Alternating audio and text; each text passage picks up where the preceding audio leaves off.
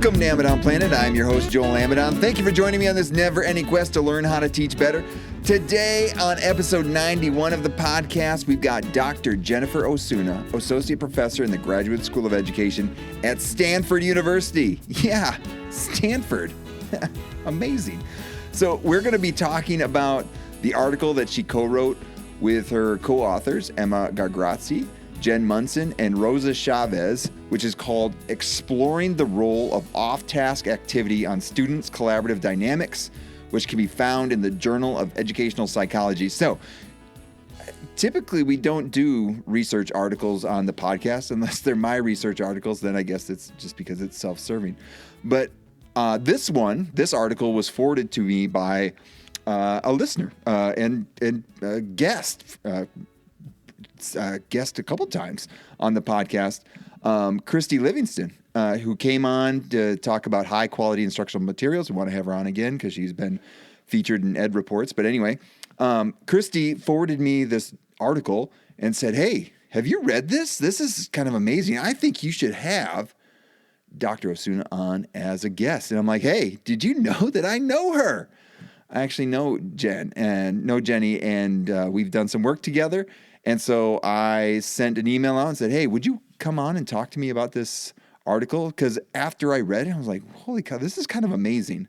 Lots of awesome findings from this research project that are not only, I think, have implications for the math classroom, but for classrooms in general, but just also, we kind of get to in the conversation, but for life in general a little bit. And so glad that she's willing to come on to talk and share this work and share all this work is just one example of a number of pieces that have come off this research project that she touches on. And so just glad that she's willing to share her time and expertise. So without further delay, here's my conversation with Jenny Osuna about her article, Exploring the Role of Off-Task Activity on Students' Collaborative Dynamics, again, from the Journal of Educational Psychology. Welcome to Amidon Planet. Jenny, how are you? Hi, Joel. I'm doing really well, and I'm really excited to be on your podcast. So thank you so much for having me. Well, I'm just excited to have you. It's been a while since we've had a conversation, and sometimes I say in this podcast that the nice thing about it is it's the excuse to have a conversation. So thanks for joining me. Definitely. I look forward to it. And what's cool is, we've known each other before this conversation, which I feel blessed to have that connection. But then also, I was interacting over email with a former student and colleague, and she and listener of the podcast. She's like, "Oh my goodness, you should read this article. I think this lead author would be a great person to have on your podcast. Have you ever heard?" And then she said your name, and I'm like, "Yeah, I know Jenny."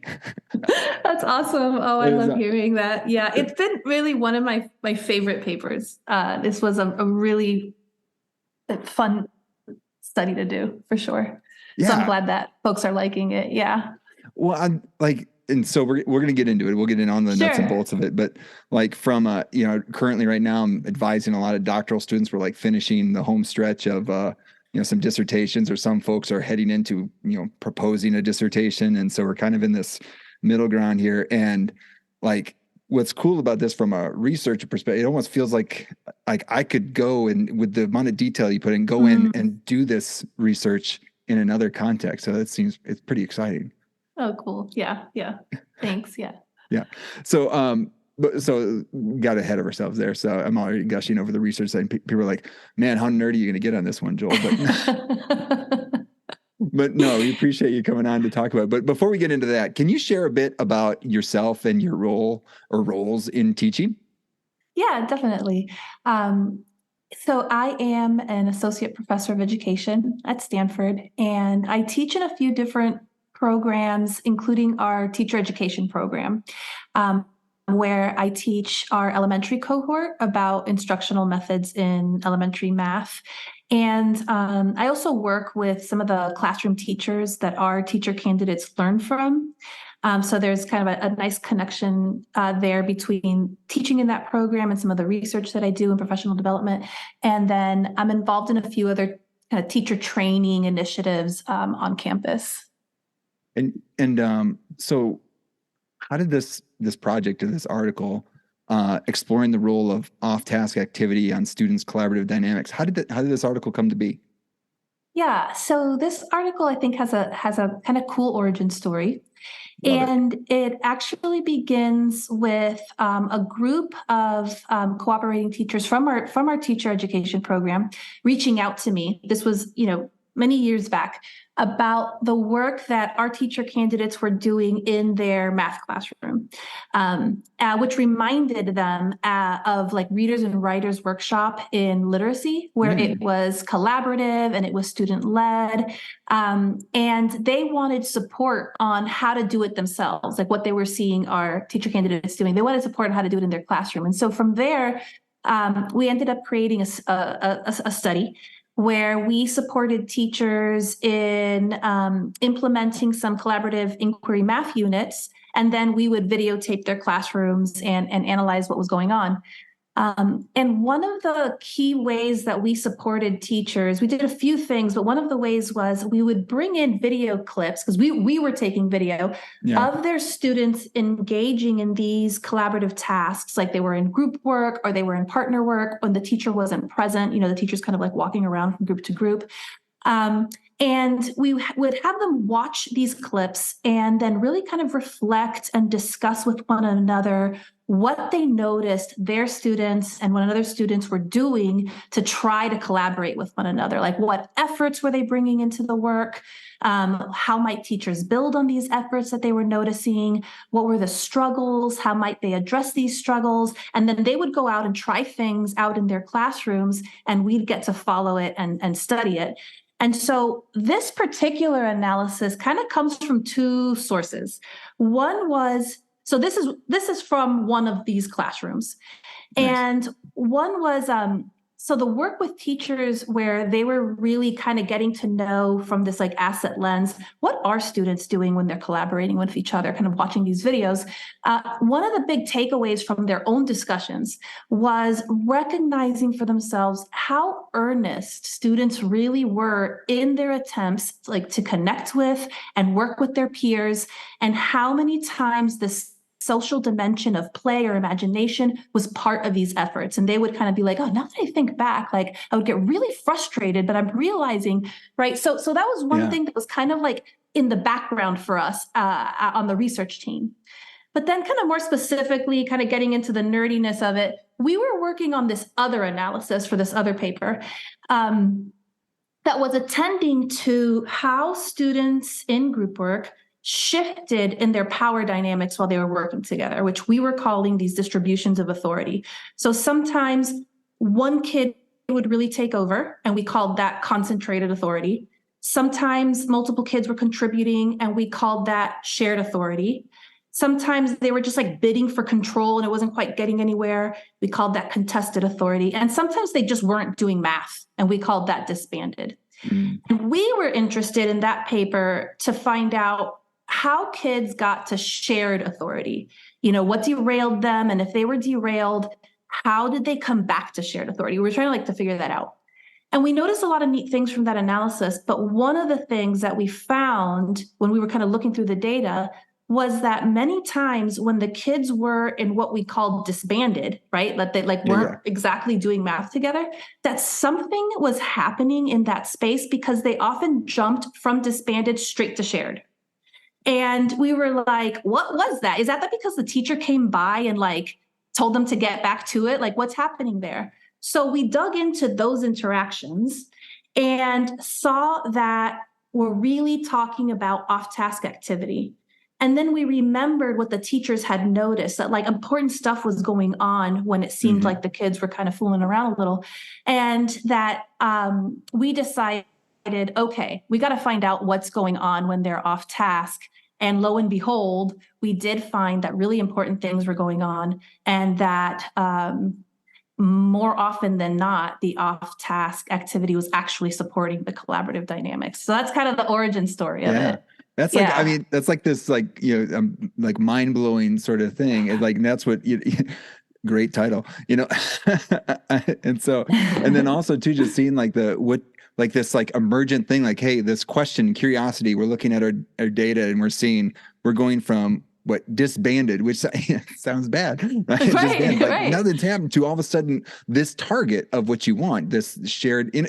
And I guess to back up a little bit, when you're talking about like, was it consolidated authority Oh, the or concentrated. concentrated? So like, what might that look like, just for those that haven't thought, like, if I'm Yeah, working in a yeah. group, what does that concentrated authority look like? Right. So that looks like, so that, imagine a group of four. That looks like one student, you see this a lot, Yeah. being the one to say like, okay, so this is what we're going to do, and you're going to do this, and I'm going to do that, and this is how we're going to, and they're just kind of in control, and Yeah. everyone's sort of doing what they're saying. So kind of all the authority is on them in Maybe even terms all of, the materials are, they and all like the slid them over it. materials. Yeah. Yes, you're seeing exactly. They're kind of dominating that space. Mhm. And we actually thought that we predicted that if they were to get out of disbanded, it would be through concentrated authority. It would be some kids saying, all right, guys, let's enough. Do it. Yep. We're doing this.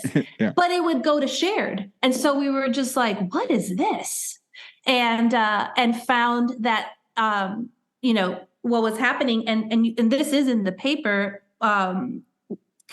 where we kind of went back once we saw that it was supporting the collaboration. We went back and we were like, okay, were they trying to, get their peers' attention? Were they trying to recruit peers into the work before they went off task? And we found that, yes, they were nearly all of the time, these exact same bids that were successful off task were attempted through the math work, like somebody being like, hey guys, but it would fail. And then they start talking about Minecraft, and everybody, kind of their attention shifted to them, and then they were in, and we were able to do their math contribution.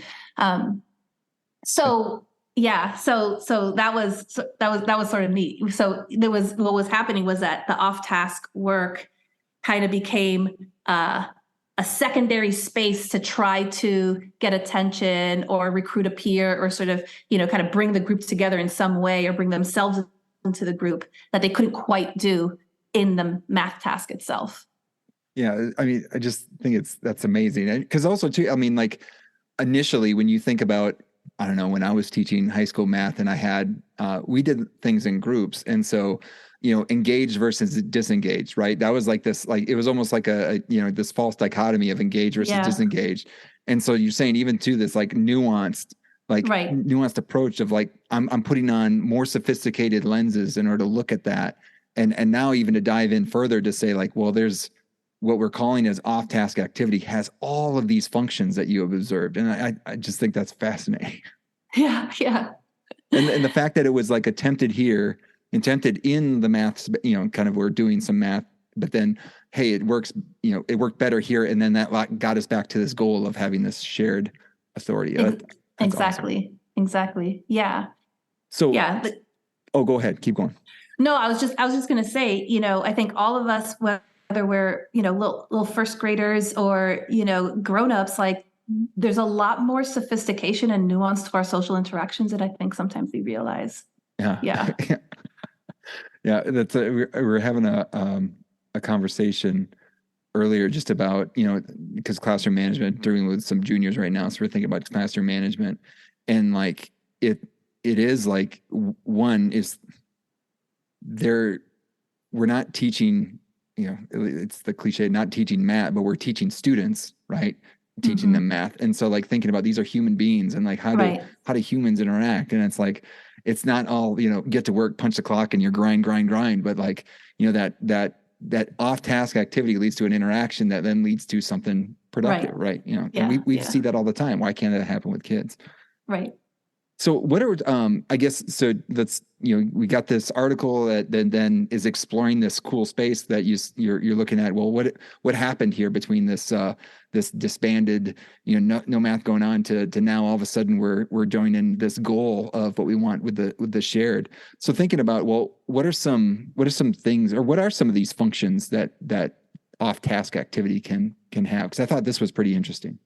Yeah. So it wasn't always positive, though it often was. So some of the things that were some of the more positive functions is if it happened at the very beginning of the task, you saw that it kind of warmed them up to collaboration, right? It was like these initial connections, some warming up to one another, some warming up to like the kind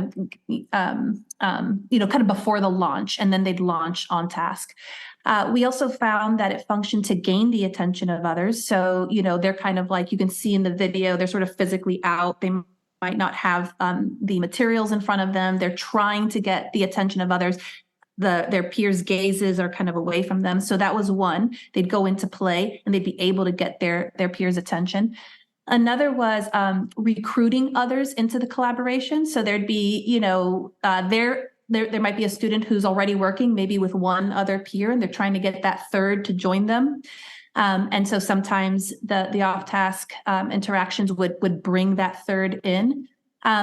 And the opposite, gaining access to the collaboration for self. So there might be some students who are already kind of working, and there's one kid who's kind of out, who's trying to contribute, just can't quite get in. And so this was another way to gain access to the collaboration. There was also that at times they would extend the task through off-task work. So these were inquiry units. They were often, they were story-based. And so sometimes things that were not necessary to the task, like for example, one of them is like a t-shirt factory. There's orders of t-shirts. So the part around like who's going to represent the small, the medium, and the large, and then they've got, these sort of playful reasons for it. And start extending the task in those kinds of ways. So those were some of the functions. There were times where it was, negative. So there were times where they thought they were done, and they would get off task. And it wasn't until, kind of a teacher came in and or another student kind of realized they weren't done. And there were times that they were using off task to avoid work. They knew they had to get work done, and they were playing instead. So those were some of the functions that we found. But yeah, but like what I like, you're revealing through identifying these functions. You're saying like the majority of the time they had a positive, like towards the goal of what you wanted for the instruction, right? That shared authority, that there was a positive movement with this off-task behavior. Over half the time, it was a positive function. And the one that I think teachers are most worried about, which is avoiding work, was only 12.5% of the time did it function for that. Yeah. So I thought that was really surprising to me. I had a sense that there was, sort of more going on once you start really looking at the videos, right? You kind of see. But I was still surprised that so few of the interactions were really about playing instead of working. Yeah. Well, and I think too the having that sort of asset-based perspective, but still being real, like, okay, well, they're going to be goofing off or whatever. But then like the seeing like, whoa, this has this function, this has this function, and like, and you see like the sophistication of those functions. It's like it's kind of amazing. Yeah, yeah. And then the what I thought was cool from just from looking at the article, like there's some pretty unique diagrams and things where you're talking about how students are positioned and how things change. One, I thought those are just neat, the way that you were able to represent or model those situations, but then also putting the transcript in there as well. And just seeing like, I mean, and we all know that. I mean, we've been to a table where, you're getting the shoulder and you're on the other side, and it's like, well, I'm not in this conversation. Or, when someone like you approach and someone opens up to you, and I'm doing it over a podcast so no one can see what I'm doing, but yeah. But like what that feels like. I mean, just in a large group, and seeing like, well, how do those play out within these interactions? I think it's pretty amazing as well. Right. Yeah. And you definitely see that. You see how as once they engage in, and these were very fleeting moments of play. That's like another important thing to recognize. And actually the fleetingness is a signal, was one of the signals as to whether it was a productive or unproductive function. We can talk a little bit more about that, but certainly we would trying to capture how when these moments of play would happen, how it really changed the whole spatial organization. Like now they're all looking at each other, the materials start to move, so yeah. And then of course that's going to afford the collaboration to happen. When the materials are in a place where everyone can reach them and they're all kind of giving each other that bodily orientation and that gaze, then you're in the right orientation to attend to each other and work together. Yeah. I want to dive more into play, but I want to go back to that point you were just going to make too. So Yeah. So this is actually kind of, I don't think it's in this paper, but we pull this point out in we have a paper in the that's for teachers in the Phi Delta Kappan called "Can Off Task Be on Track?" And what we focus on there was realizing that when the off-task activity was serving this productive function, it was very, very fleeting. It was like a few seconds long, really. Like we're talking like certainly like under 30 seconds, right? Like typically like 20 something seconds of play. And when and almost never did it go past a full minute, but when it was over a minute, this was something a little more entrenched. They either thought they were done and so they were playing, or they were avoiding work.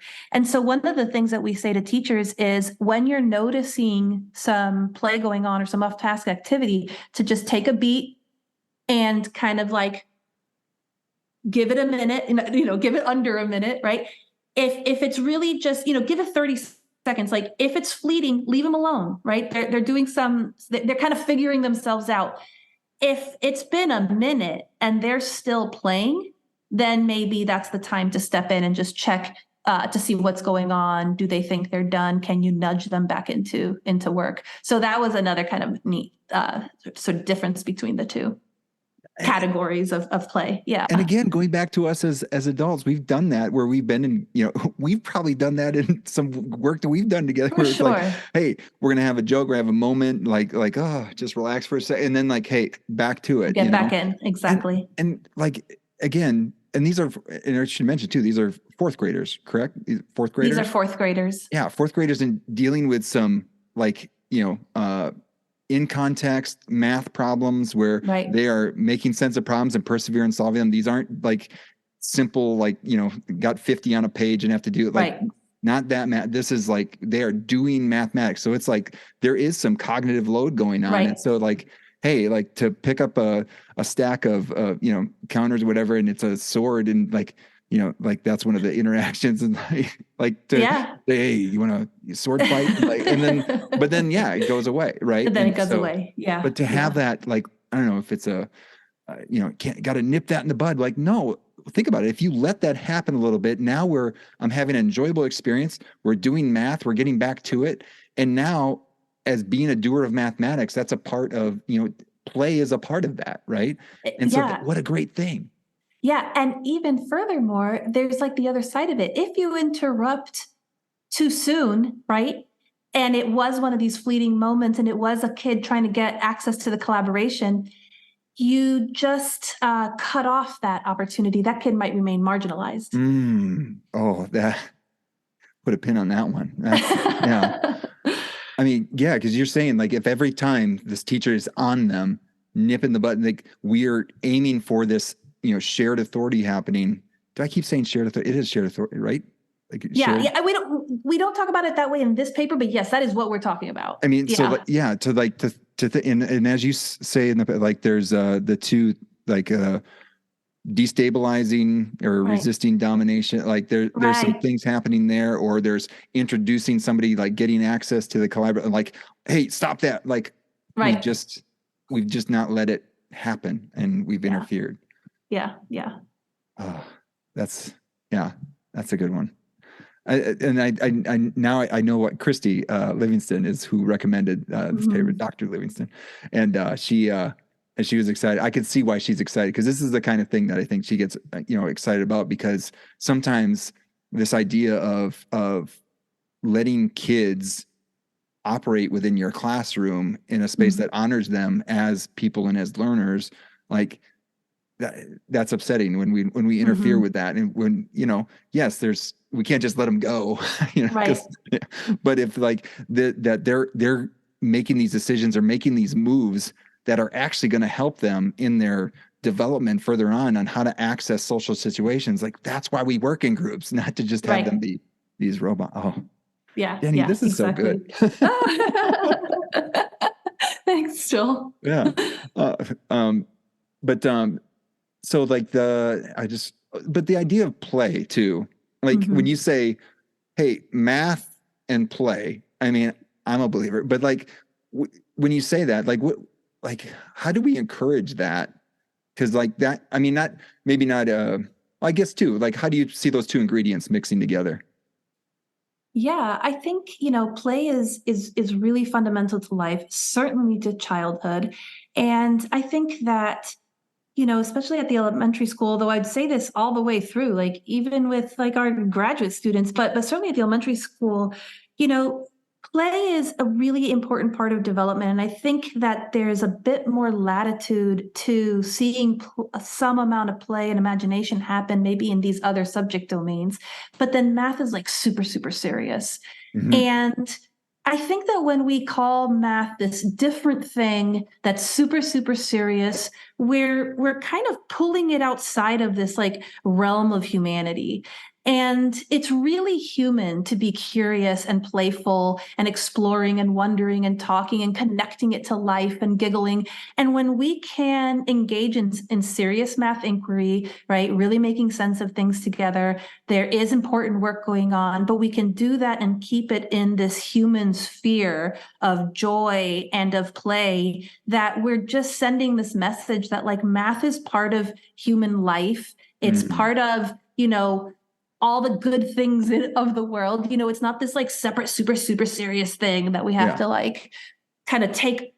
We have to take our humanity out of, and we have to kind of take it out of humanity. Like there's no need for that. So I think it's like what the message of play intersecting with math, we could talk about it like it's more engaging. We could talk about it like it's going to increase participation. But I think it's also just saying that math is part of the human world, and it should fit with joy and play and curiosity and these other things that we allow ourselves to be even at school, just not usually about math.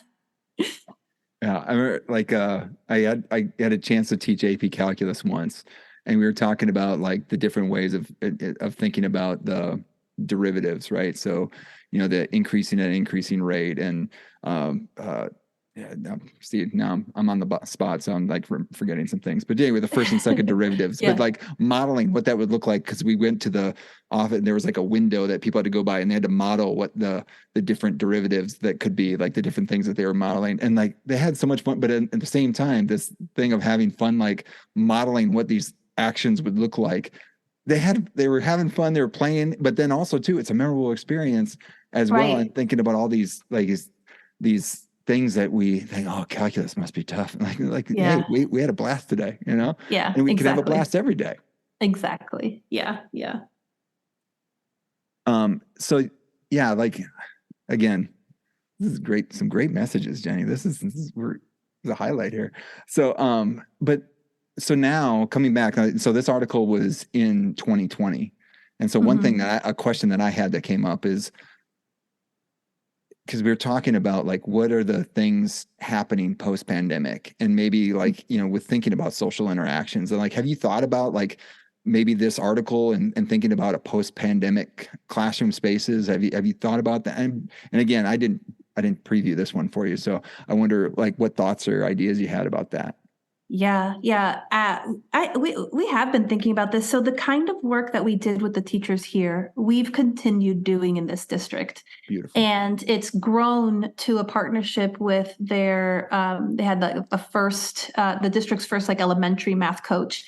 And we were planning to do kind of very similar work. And then the pandemic hit. And the pandemic, we did this last kind of round of work totally through the pandemic. And so there were a lot of adjustments and a lot of lessons learned because of those adjustments. So one was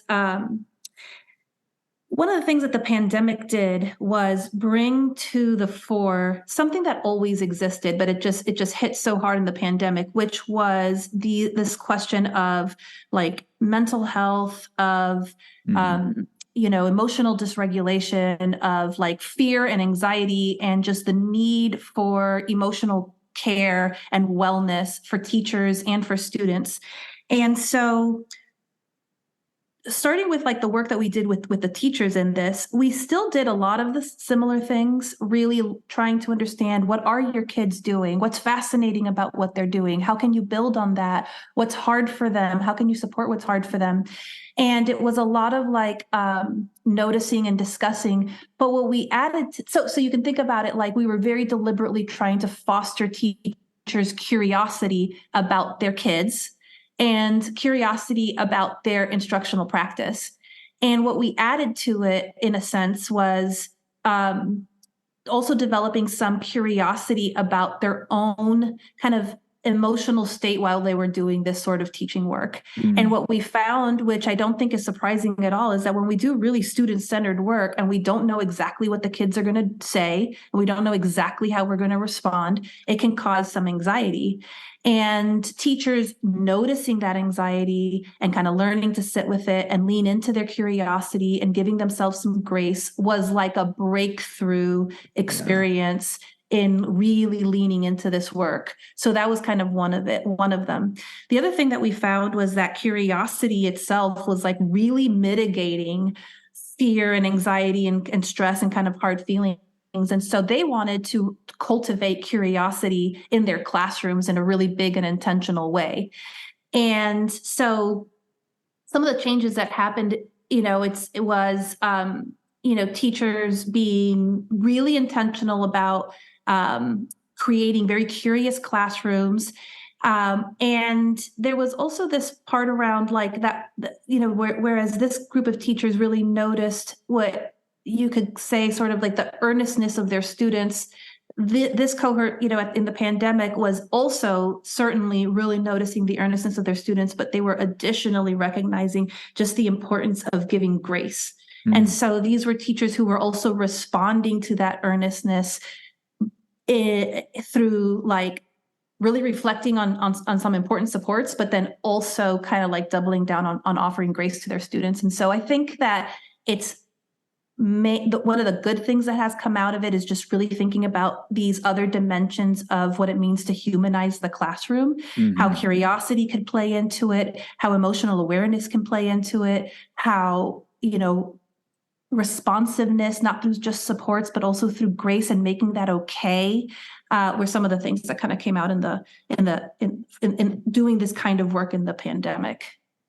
And did you have like, I guess, because you're working with these teachers, did you have teachers like then looking back at their own, because you kind of look at student moves. So did teachers look back at their own moves and be like, "Oh shoot, I intervened when I should have stepped back"? Did they get more sophisticated in their practices? I don't know if that's outside the scope of what you were looking at. Yeah, definitely. Are you talking about the teachers in the original study? Yeah. Yes, definitely. So this gets to what is it that they did in their classroom, because that's not in this paper at all. It's like totally focused on what the kids were doing. But part of what so yes, they noticed the earnestness. Yes, they looked back and they're like, oh gosh, I stepped in when I shouldn't have. But they also recognized like the reason they did was like they were trying to help their kids learn how to collaborate, right? Like it was like for good reason. So when they were really paying attention to what the students were doing, they not only saw all of their students' good and important efforts, they also saw what was so hard. And they saw, man, collaboration's really hard. It is not obvious at all how to do this. It's not obvious that you're supposed to pay attention to one another. It's not obvious what to say to one another. It's not obvious. And so they responded in different ways. But I'll say two ways, because these two classrooms ended up being really transformative. One was that one teacher decided that she really wanted to bring her kids into conversation around what does it look like and sound like to be in a productive partnership. And so she would say, what does it mean to be productive? Okay, kind of get on the same page about that. what does it look, if we want it, like, what does it look like? How might we sit together? And they were like, well, we'd sit in front of each other, facing each other, or we'd sit side by side so we can look at the materials, right? What might it sound like if you disagree? What might you try? So it was like all of these reflective conversations where they were like thinking about, what does it look like? What does it sound like? And then she would say, okay, go off and try it. Then they would come back at the end, right, for like the closing activity. And in addition to kind of closing the math, she would also say, so who had some difficult partnerships? What was difficult? Let's talk about it. Who had some good partnerships, that some tips you can offer? And so they learned to become kind of owners of the collaborative process, and really thinking about, this is what I do with my body. This is what I do with my words. This is how to like repair, disagreement. The other teacher was a first grade teacher, and what she decided to do, because she was trying to support these young students, like attending to each other, building on one another, and kind of mutually recognizing each other. So she taught them how to peer revoice. And she kind of taught them the frame of like the first partner explains what they did. And then the second partner would say, so I hear you say, is that right? And they would practice it, and she would model it, and then they'd go off into their partnerships and took this up, became really, really, kind of fluent at it. And so these were ways that so kind of like, it was like a two-pronged approach where they were noticing ways to sort of step back, lean back, recognize the earnestness of their students, recognize that some of the messiness is okay and even good, and that they don't have to even be hard on themselves as teachers, that it's a bit noisy and messy and some play and imagination is going on, but also recognizing that they did need some explicit supports on how to collaborate, like what in the world to do with each other. So it was kind of like both of those going on. Yeah. Well, and think about just providing first graders a little structure and then getting to see that in action. Like, and some of the people that have first graders are like, that'd be amazing. Yeah. But like giving them the support and again, like you said, humanizing the classroom and saying, well, yeah, you need to learn how to do that. Like, let's go ahead and provide some instruction. Yeah. Yeah. And you do see in this first grade classroom, we're actually writing up about the first grade classroom as a particularly like case that sort of popped up in some of the things we were looking at. And it was such an important routine. And you see these young kids become really, really fluent at it and just go right into their partnerships and just be like, so I hear you say, that, you made an 8 because by putting 5 beads together and 3 beads together, is that right? Or they'd say like, I hear you, wait, can you repeat? Right. And then they would repeat. Yeah. And it was just like, really beautiful mutual joint thinking and turn taking and recognition. And one of the powerful things in particular about peer revoicing is the nature of it is one where not only do both kids kind of have a way to participate, yes, sure, but also the act of revoicing kind of sends the signal that your ideas are worthy of my consideration. And we happen to catch this moment in video where they're at the carpet. And there's this one one student who's kind of sitting on the teacher and says to her just how good it felt to be heard. And so the teacher kind of turns around and says, I want to stop, here, he just mentioned like how good it felt to be heard. If you agree and you think it feels really good to be heard by your teacher, go like this. And they're sort of like, kind of like, doing I know what is this? Like the hang 10. The hang 10. Yeah. And you see them all kind of doing the hang 10. And so, yeah, that was an important one, that peer revoicing routine. Yeah. That's amazing. I mean, we've heard that. We've been doing some podcasts on like these moments of growth, of professional growth. And like and before we get into that, they talk about teachers and like mention these teachers from their past. And they talk about this teacher saw me, so being able to be heard or be seen, like, I mean, that just like to see you who you are as like someone that, well, again, going back to the idea of humanizing the math classroom, I think that's awesome. What cautions do you have about folks taking this work out of context? Yeah, I mean, definitely, I think one of the cautions is this idea that like the implication is that anything goes. Yeah. right? There's a threshold, right? Yeah. Of Jenny said so. You just let it yeah, be. right. Yeah. Like just let This it is go. awesome. Right. Yeah. Right. So but I think that does come to that question around like, at what point, like how Hmm. much do you lean back and what point do you lean in? And also the part that, when you think about the finding that these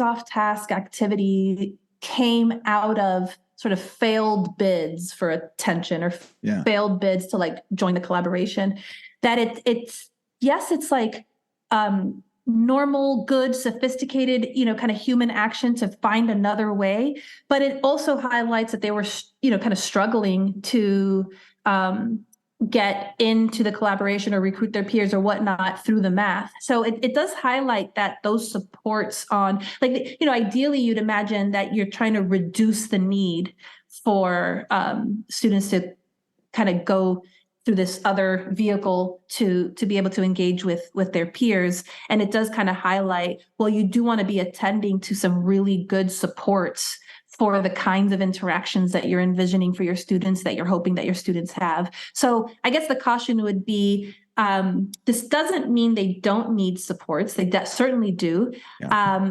And it doesn't mean that what we're advocating is like this total free for all, but it is trying to say that in a space where students are struggling to collaborate, and even if they know how to do it, it's, dealing with other humans is always, going to include struggle, that this is kind of a part of that landscape and that it's okay to be a part of that landscape. In fact, it's important. So and I think it's also humanizing the work of teachers too, because I think a lot of teachers feel this pressure to like run this very tight ship, Yeah. to the point that it's not even like kind of messy humans in the room, right? That and that's a lot to take on with one kid, let alone 30. Yeah. So yeah. One of the factors is communicated a need. I think we look at that with regards to, behavior management and whatever. Yeah. And like, hey, like this kid that might be off task, and traditionally might be like, well, you're being off task and might get a punishment, and versus like, no, they're communicating need. They're trying. They've been trying to engage. And so this is great. This is I love this article. So I appreciate your time. This is so great. But I wanted to, given your experience, teacher, both in practice and through your research, and I do thank you for. I mean, this is I love the. I'm going to share this with my doctoral students too. Is just seeing how you're talking about all these different offshoots of interest. Like these interesting things that came up, and that you get to investigate from these projects. That just keeps. I mean, that kind of shows you how these things kind of grow and grow. And so, thank you for sharing that. But given all that, your experience both as a teacher in your practice and through your research, what is the best thing that you have learned to help you teach better? Yeah, I know we've been talking a bit about this already, but really it's been the thing that lands, over and over and just kind of deepens over time for me, which is just really the pedagogical importance of humanizing your students. Like students come into the classroom, whether they're kids or adults, wanting to be known and recognized and valued and believed. And sometimes they come into the classroom on particular hard days or particularly hard like life chapters, and they really don't want to be seen. Like they want to hide. It's too vulnerable. And giving students kind of both that recognition and that grace, kind of letting them be in a space where you're giving them a learning journey, and you're also being flexible and you're also fostering connections. I think that really matters. And it's actually one of the things that I love about collaboration and collaborative learning, because it's a chance for students to talk and connect and reflect and explore. And there's just so many opportunities to contribute, and usually like many different ways to contribute. So it kind of creates more space for people to come in and be seen and be heard and feel like they're a part of something. But it also means that your classroom needs to be safe enough to be vulnerable and like to be real and to connect. And so I think that part of that mission of like, how do you really humanize your students and make space for them? It's also like creating the conditions where that feels okay. And so creating this culture of like openness and curiosity and grace, I think, is a big part of it. Love it. I love it. That's great. Again, appreciate your time, Jenny. I appreciate your work and your colleagues that did the work with you. Like I just, and again, there's continued work that comes out there. So we'll put a link to the articles that people want to check them out in the show notes. And just appreciate your time Awesome. and Thank the you. messages you had to share. Thanks. Yeah, definitely. Thank you so much for having me. It's been really fun talking about this and about teaching and just seeing you, Joel. And so thank you for this. It's been great. Yeah. All right. So the question now is, how many of my courses do I add this article that Jenny talked about to the reading list? Or even some of the other articles that she mentioned. I mean, there's a lot of things that get pushed on in regards to, you think about classroom management, about what makes, what is a good, an engaged math group look like, and what kind of behaviors are we encouraging? What kind of behaviors are we allowing that to get to that place of having that shared authority over who's doing the mathematics? And to think about how many times maybe I've nipped something in the bud because I thought I was being great at classroom management when I was not allowing my students to be human and my students to come back to that engagement that I am looking for. Yeah, lots of thoughts. And just, again, thankful for Jenny for being willing to come on and share her time and expertise. Thankful for Christy for reaching out and saying, hey, this is an awesome article. You should have Jenny on. And I'm like, yeah, you're right. And so that's what I love. That's why I love doing the podcast and having this little community where we're all learning how to teach better. We are a group learning how to teach better. And so I'm just so thankful. So for those of you looking for ways to support the podcast, you can do what Christy did and send me an email to joel@amazonplanet.com and say, hey, here's someone that's interesting. Here's someone we've had folks from Rob Harvilla to Andy Ware to Stanford education professors. Fantastic. Let's keep adding to the list of folks that we have come on to talk about learning how to teach better. So you can send me something to the mailbag at joel@amazonplanet.com. Comments, suggestions, questions, and maybe if it's just a question, we could find somebody to figure out an answer for it. That would be awesome. So again, joel@amazonplanet.com. Love getting stuff to the mailbag and love getting to respond to it, either through a podcast episode or through maybe answering some questions at the end of a podcast. Just love it. So anyway, any sort of interaction, that's great. Also on Spotify, they have this question and answer thing where I asked a question after each episode now where it's like, how did you learn how to teach better through this episode? And so interested near that. Maybe you don't want to do that through the Spotify platform and you just want to send that in an email to the mailbag. That'd be great too. Again, joel@amazonplanet.com. You can also subscribe, rate, and review, and share this episode from wherever you get this podcast. That would be great as well. And anyway, also too, every time that you subscribe, that gets subscribe, share, rate, review, whatever. Whenever you take actions on this episode, that gets it noticed a little bit more. That might get it someone's feed where someone that needs to hear the message, like think about the messages that were heard in this episode. If someone needs to hear those messages, how can you share it with them so that they can hear about the brilliance of Jenny's work? And then maybe that might influence their teaching. It might influence their teaching or even their interactions with their coworkers or their children or whatever. So anyway, whenever you do that, subscribe, rate, or review, or share the podcast. That's bringing some attention, and we just thank you for every time you do that. You can also follow at Amazon Planet on Instagram, Twitter, LinkedIn, or like the Amazon Planet Facebook page. In addition, another way to support is to go and subscribe to the Amazon Planet download, which contains teaching resources and updates from Amazon Planet. You can do that at the Amazon Planet website, where there's a bunch of buttons for joining the email list. And finally, you can check out the Amazon Planet store, Amazon Planet Bookshop. I've seen folks been buying a few books there. Appreciate it, because any proceeds from those purchases go to support the production cost of the podcast. Links to those stores, so the Amazon Planet Bookshop and Amazon Planet store, can be found in the footer. So you go all the way to the bottom at Amazon Planet. Appreciate that. So finally, thank you for spending time on Amazon Planet. Thanks to Jenny Osuna for sharing her time and expertise. Thanks to Matt Mifflin for the music in this episode. And finally, thank you to all of you out there for learning to teach better and be the good in the world by investing in the lives of others. This world is a better place because you have decided to use the gifts you have been given to serve others. Thank you for all that you do. Peace.